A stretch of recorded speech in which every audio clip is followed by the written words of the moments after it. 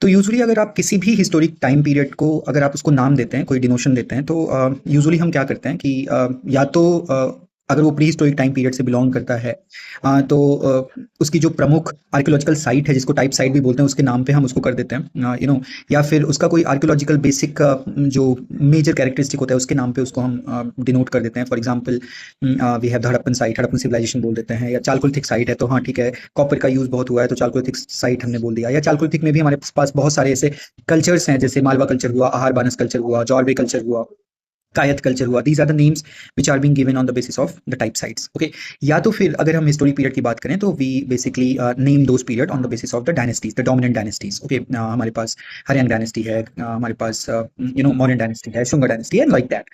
But historical period में I guess we have to such examples. दो phases आपके मिलते हैं, एक साउथ में आपका संगम एरा है और आपका नॉर्थ में वैदिक टाइम पीरियड है, जिसका नॉमेनक्लेचर हम उसके लिटरेचर पे करते हैं वैदिक एज बोला जाता है, या वेदों के नाम पे हम वैदिक लिटरेचर बोलते हैं, संगम टेक्स्ट के नाम पे हम संगम टाइम पीरियड बोल देते हैं। ठीक है, तो ये जो वैदिक एज है, इट इज बिकॉज कि उस टाइम पीरियड के बारे में हमको वैदिक जो लिटरेचर है उससे हमको सबसे ज्यादा या प्रोमिनेंटली उसी से पता चलता है। हाउएवर हमारे जो भी बहुत सारे स्कॉलर्स हुए, चाहे बीके घोष हुए, बीबी लाल हुए, उपिंदर सिंह हुए, इन सब का ये मानना है कि वैदिक टेक्स्ट जो हैं वो कभी भी आपके पॉपुलर टेक्स्ट नहीं हुए। पॉपुलर टेक्स्ट का मतलब ये हुआ कि ये कभी भी आपके पॉपुलर लिटरेचर का पार्ट नहीं बने।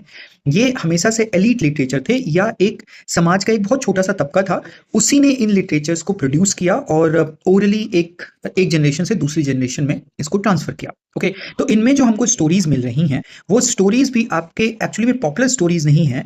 वो स्टोरीज भी आपके those are the elite stories, और those are the elite description of that time, और the description of a very small segment of the society.